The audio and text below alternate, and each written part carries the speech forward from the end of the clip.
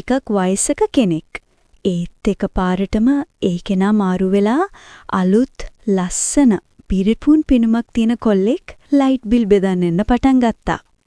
අපේ ගෙදර තියෙන්නේ කුරුණෑගල ප්‍රධාන පාරට අයිනේ.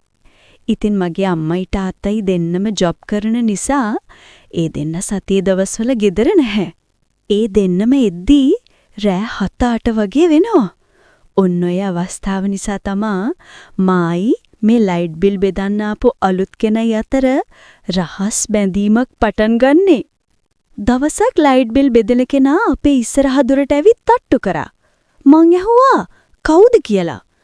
එතකොට කිව්වා මම මේ ලයිට් බිල් ගේන කෙනා කියලා. ඊට පස්සේ මම රෝල ගේට් එක ඕපන් කරා. අම්මෝ පුදුම ලස්සන පෙනුමක්. ඇඟපතේ හිමත් හොඳට තියෙනවා. මට යාව දැක්ක ගමන් අමුතු ආකර්ෂණයක් හිතට ආවා. ඊට පස්සේ යා මගෙන් ඇහුවා මිස් මම මෙහෙට ටිකක් අලුත්. ඔයාලගේ ලයිට් බෝඩ් එක කොතනද තියෙන්නේ කියලා. ඊට පස්සේ මම යාට කිව්වා එන්න මම පෙන්නන්නම් කියලා අපේ මීටර් බෝඩ් එක යාට පෙන්නුවා. එයා ඒක බලලා මිස් ගාන 4200යි ෆෝන් එකට මැසේජ් එක එයි කියලා කිව්වා. එයාගේ කටහඬ මාරම ලස්සනයි. ඉතින් එයා මගෙන් ඇහුවා තනියමද ඉන්නේ කියලා. මං ඕ කිව්වා. එයාටත් මාව දැකලා ටිකක් කම්පනයක් වුණා වගේ මට තේරුණා. මොකද මම සාමාන්‍යයෙන් ගෙදර ඉන්න විදිහට සැහැල්ලු අඳුමකින් තමයි හිටියේ. ඊට පස්සේ ඌ මගෙන් ඇහුවා මිස් වතුර එකක් බොමුද? හරිම තිබහයි. පුදුම රසණයක්නේ තියෙන්නේ කියලාත් කිව්වා. මාත් විහිළුවට කිව්වා හරි ඉන්නකෝ රස්න යන්නත් එක්ක මම වතුර එකක් අරන් එන්නම් කියලා. මාත් හරි පාළුවෙන් තනිකමෙන් ගෙදර ඉන්න නිසා අහුවෙච්ච අවස්ථාවත් වටිනවා කියලා දුවගෙන ගියා කූල් වතුර එකක් ගන්න. කූල් වතුර එකත් අරගෙන මම ඉස්සරහට එනකොට මේ මිනිස්සයා පේන්නේ නැහැ. මම බය වෙලා වගේ ඌව හොයන්න පටන් ගත්තා. අපට සිරි මූ අපේ රෙදි වැනෙන පැත්තේ රෙදි වැලේ තියෙන මගේ ඇඳුම් දිහා බල ඉන්නවා. මම බය වෙලා වගේ ගියා මේ මොකද්ද මෙරා මේ කරන්නේ කියලා. මම ළඟට ගිහිල්ලා උගුර පෑදුවා. මිස් ඔයා වතුර එක ගෙනාවද කියලා මෙයා මංගාවට එවිත් වතුර වීදුරුව අරගත්තා. මිස්ගේ අම්මයි තාත්තයි මොකද කරන්නේ කියලා ඌ මගෙන් ඇහුවා. මං කිව්වා අම්මයි තාත්තයි දෙන්නම ගවර්න්මන්ට් ජොබ් එකක් කරන්නේ කියලා. මං ඊට පස්සේ උගෙන් ඇහුවා ඔයා කොයි පළාතේද කියලා. ඌ කිව්වා මම දඹුල්ලේ. මෙහි වැඩ බාර අරගෙන දැන් සති 2ක් වගේ වෙනවා කියලා. මිස් අකමැති නැත්තම් මිස් මට මිස්ගේ දුරකථන අංකය පොඩ්ඩක් දෙන්න පුළුවන්ද කියලා ඇහුවා. මං hina වෙලා ඇහුවා ඒයි කියලා. මට තේරුණා ඌත් මගේ තනිකම දැකලා දැන් යමක් කතා කරන්න තමයි හදන්නේ කියලා. මටත් ඌගෙන මාර ආසාවක් තිබුණ නිසා එන්න යන්න නම්බරේ දෙන්න කියලා ගේ ඇතුළට ඇඬ ගැහුවා.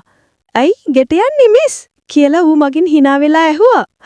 "අයියෝ මෝඩයා එහෙනම් ඔතනම ඉන්නවා" කියලා මම ගේ ඇතුළට ගියා.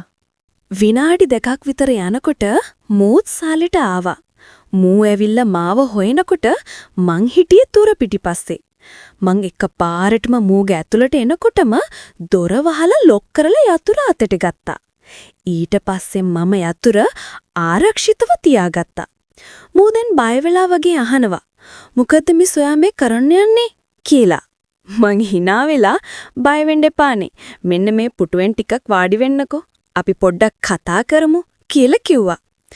එයාගේ මූණේ තිබ්බේ පුදුම බයකුයි කුතුහලයකුයි දෙකම එකට කවලම් වෙච්ච අමුතු හැඟීමක්. ඒත් එයා මම කියපු විදියටම ඇවිත් මට ඉස්සරහින් තිබ්බ පුටුවින් වාඩි වුණා.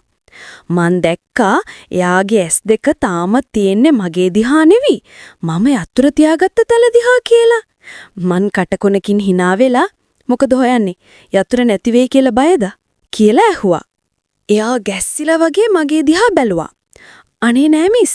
මම මේ කල්පනා කරේ ඇයි මිස් මෙහෙම දෙයක් කරේ කියලා." මම පුටුවෙන් නැගිටලා හිමින් සැරේ යා ළඟට ගියා. මම එයාගේ පුටුවට පිටිපස්සෙන් ගිහින් එයාගේ උරහිස් දෙක උඩින් මගේ අත් දෙක තියාගත්තා. මට දැනුණා එයා එකපාරටම ගැස්සුණා කියලා. එයාගේ ඇඟ රත් වෙලා වගේ. මම එයාගේ කනට කිට්ටු කරලා හරීම හැමින් "ඔයාට තේරුනේ නැද්ද මම ඇයි මෙහෙම කරේ කියලා ඇහුවා. එයාගේ හුස්ම ගන්න සද්ද මට ඇහෙනවා. එයා මොකොත්ම කිව්වේ නෑ. මම මගේ අත් දෙක එයාගේ උරහිස් දිගේ පහලට ගෙනල්ලා එයාගේ පපුව හරියෙන් තියාගත්තා. මට එයාගේ හાર્ට් එක වේගෙන් ගැහෙනව හොඳටම දැනුණා. ඔයා මගේ දිහා බලපු විදියට, ඔයා මගේ නම්බරට ඉල්ලපු විදියට මට තේරුණා ඔයාටත් මං ගැන මොකක්ද හැඟීමක් ඇති වුණා කියලා. මං කිව්වා හරිද? මම ආයමත් රහසින් වගේ ඇහුවා. විනාඩියක් විතර ගියාට පස්සේ එයා හරීම හිමින් කතා කරා. "මිස්, ඔයා හිතනවට වඩා වෙනස් කෙනෙක් වගේ." මම හයෙන් hina වුණා. "වෙනස් නෑ. මට තනිකම දැනිලා තිබ්බේ. ඔයාව දැක්කම ඒ තනිකම තවත් වැඩි වුණා වගේ දැනුණා. මට හිතුණා ඔයාත් එක්ක ටිකක් කතා කරන්න ඕනි කියලා." ඊට පස්සේ මම ආයෙමත් මගේ පුටුවෙන් ගිහින් වාඩි වුණා. "කො ඉතින් ඔයාගේ නමවත් කිව්වේ නෑනේ." එහා ටිකක් හිත එකලස් කරගත්තා වගේ. "මගේ නම කවින්දු." ලස්සන නමක්. මම සඳුනි." "ලස්සන නමක්." එයාත් එහෙමම කිව්වා. අපි දෙන්නා ටික වෙලාවක් යනකල් මුකුත් කතා කරේ නෑ. ඒත් අපි දෙන්නගේ ඇස් එකට එකක් කතා කරගන්නවා වගේ මට දැනුනේ. සාලේ තිබ්බ ෆෑන් එකේ සද්ද ඇරෙන්න වෙන කිසිම සද්දයක් ඇහුනේ නෑ. ඒ නිශ්ශබ්දතාවය අපේ හිතවල තිබ්බ කුතුහලය, සමීප වීමට ඇති ආශාව තවත් වෙලි කරනවා වගේ මට දැනුණා. "ඉතින් කවින්දු, ඔයා දඹුල්න කිව්වනේ. මෙහෙ නතර වෙලා ඉන්නේ බෝඩිමකද?" මම නිශ්ශබ්දතාවය බින්දලා ඇහුවා. "ඕ මිස්, මම ඉන්නේ ටවුමේ බෝඩිමක. මේ රස්සාව හම්බෙලා තමයි කුරුණෑගලට ආවේ." "මිස් කියන්න එපානේ. සඳුනි කියන්න. අපි දැන් යාළුවනේ." මම hina වෙවි කිව්වා.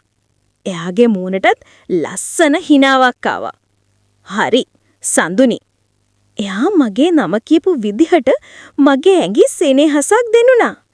ඒ කටහඬේ තිබ්බේ පුදුම ආකර්ෂණයක්. "සඳුනි, මට දැන් යන්න ඕනේ. මට තව ගෙවල් වගේකට යන්න තියෙනවා." "යන්න? කොහොමද යන්නේ? යතුරු තියෙන්නේ මාගාවනේ." මම නෝක් කාඩු බැල්මක් දාලා කිව්වා. "ඉතින් යතුරු දෙන්නකෝ." "මම දෙන්නේ නෑ. ඕනේ නම් ඇවිත් ඉල්ලගන්න." මම මගේ පපුව පැත්තට අත දික් කරලා පෙන්නුවා. කවින්දුගේ ඇස් දෙක ආයෙමත් ලොකු වුණා. එයා පුටුවෙන් නැගිට්ටා. මගේ හිත ගැස්සිලා ගියා. එයා ඇත්තටම යතුරු ඉල්ලගන්න එයිද? මගේ පපුව ගැහෙන්න ගත්තේ හරියට බෙරන් ගහනවා වගේ. එයා හෙමින් මල් ළඟට අඩි තිබ්බා. මම හුස්ම ගන්නවත් අමතක වෙලා වගේ එයා දිහා බලාගෙන හිටියා. එයා මගේ පුටුව ළඟටම ඇවිල්ලා නැවතුණා. එයා නැවිලා මගේ මූණට එබුණා. එයාගේ රස්නේ හුස්ම මගේ මූණේ වදිනව මට දැනුණා. මම ඇස් දෙක පියාගත්තා. "සඳුනි, ඇස් අරින්න." එයා හරිම සනීප කටහඬකින් කිව්වා. මම හෙමින් සැරේ ඇස් ඇරියා. එයා මගේ ඇස් දෙක දිහාමයි බලාගෙන හිටියේ. ඒ ඇස්වල තිබ්බේ මාව තේරුම් ගන්නට ඕනේ කියන හැඟීම. මට තවත් මාව පාලනය කරගන්න පුළුවන් කමක් තිබ්බේ නැහැ. "කවින්දු, මට යාන්තම් කියාගන්න පුළුවන් වුණා." එයා මගේ අතකින් අල්ලගත්තා. එයාගේ අත රස්නයි. ඒත් එක්කම මුගේ මුළු ඇඟම රත් වෙලා ගියා වගේ දැනුණා. එයා අනිත් අත මගේ ඉනවටේ යවලා මාව පුටුවෙන් නැගිට්ටුවා.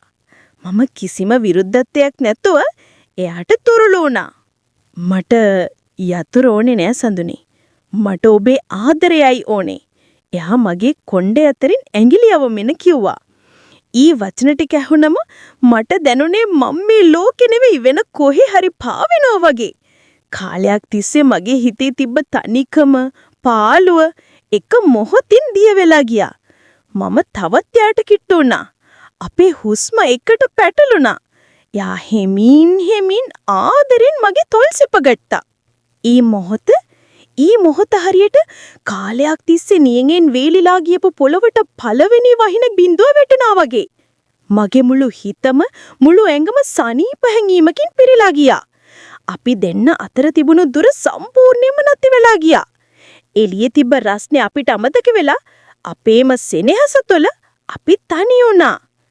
ටික වෙලාවකින් අපි දෙන්න එකිනෙකාගෙන් ඈතුනේ හුස්මක් ගන්නවත් අමතක වෙලා තිබ්බ නිසා. කවින්දු මගේ නලහුට තව හාදක් දීලා මාව එයාගේ පපුවට තුරුළු කරගත්තා. මම එයාගේ හාට් එක ගැහෙන සද්දෙට කන් දීගෙන එහෙම්ම හිටියා. සඳුනි මට ඔයාට ඇත්තටම කැමතියි වගේ. එයා කිව්වා. මම ඔළුව උස්සලා එයා දිහා බැලුවා. මම මොකුත් කිව්වේ නෑ. ඒත් මගේ ඇස් දෙකේ තිබ්බ හැඟීම එයාට තේරෙන්නේ නැති. දැන්වත් මට යතුරු දෙනවද? එයා hina වෙලා ඇහුවා. මාත් hina වෙලා මගේ ඇඳුම ඇතුළට අත දාලා යතුරු අරගෙන එයාගේ අතේ තිබ්බා. ඔන්න ගත්තා. දැන් යන්න පුළුවන්. යන්න හිතෙන්නේ නෑ දැන් නම්. එයා යතුරු සාක්කුවට දාගන්න ගමන් කිව්වා. අම්මලා එන්න කලින් යන්න ඕන. නැත්නම් ප්‍රශ්නයක් වෙයි. ඒකත් ඇත්ත. එහෙනම් මට ඔයාගේ නම්බර එක දෙන්න. මම කෝල් එකක් දෙන්නම්. මම ගිහින් කඩදාසියක මගේ නම්බර එල්ලලා එයාට දුන්නා. එයා ඒක අරගෙන පර්ස් එකේ දාගත්තා. මම අද රැට කෝල් කරන්නම්. එයා දොර ළඟට යන ගමන් කිව්වා. හරි, පරිස්සමෙන් යන්න. එයා ආයිමත් සැරයක් මගේ දිහා බලලා ලස්සනට hina වෙලා එළියට බැස්සා. මම දොරත් වහගෙන සාලෙට ආවා. මට තාමත් හීනියක් වගේ. පැයකට කලින් මම මේ ගේ ඇතුලේ කොච්චර තනිකමකින්ද හිටියේ. ඒත් දැන් මගේ හිත සතුටින් පිරීලා. මම සෝෆා එකට වෙලා කල්පනා කරා. මේ පටන් ගත්තේ අලුත් කතාවක ආරම්භයක්ද? කවිඳු කියන්නේ ඇත්තටම මට ආදරය කරන කෙනෙක්ද? නැත්තම් මේක තවත් එක හමුවීමක් විතරක් වෙයිද? මගේ හිතේ ප්‍රශ්න ගොඩයි. ඒතේ ප්‍රශ්න ඔක්කොටම උත්තර දෙන්න වගේ එදා රෑ 9 විතර වෙද්දි මගේ ෆෝන් එක රින් වුණා. නොදන්න නම්බර එකක්. මගේ හිත ගැහුණා. ඒ කවිඳු වෙන්නම ඕනේ කියද මට හිතුණා. මම ගැහෙන හිතින් කෝල් එක ආන්සර් කරා. හෙලෝ? අනිත් පැත්තෙන් ඇහුනේ ඒ මම දවසම අහන්න ආසාවෙන් හිටපු කටහඬ. සඳුනේ මම කවිඳු. කවිඳු මම බලාගෙන හිටියේ. මට කියුනේ ඉබේටමයි. එයා hina වෙන සද්දයක් මට ඇහුණා. ඇත්තමද? මම හිතුවේ ඔයාට මාව අමතක වෙලා ඉටි කියලා. අමතක වෙන්න? ඔයාව අමතක කරන්න පුළුවන්ද? අපි දෙන්න එදා රෑ පැය ගාණක් කතා කරා. එයා යාගේ ගෙදර විස්තර කිව්වා, මම මගේ විස්තර කිව්වා. එදා දවල් වෙච්ච දේ ගැන අපි දෙන්නම ආයෙ මතක් කර කර hina වුණා. ඒ කෝල් එකකින් පස්සේ මගේ හිතේ තිබ්බ හැම බයක්ම හැම සැකක්ම නැති වෙලා ගියා. ඊට පස්සේ දවස්වල අපි හැමදාම රැට කතා කරා. ලබන මාසේ ලයිට් බිල ගේනකල් ඉන්න බැරි නිසා අපි දෙන්න හම්බ වෙන්න දවසක් දාගත්තා. කුරුණෑගල වැවරවුමලක පාක් එකේදී හම්බ වෙමු කියලා තමයි අපි කතා වුනේ.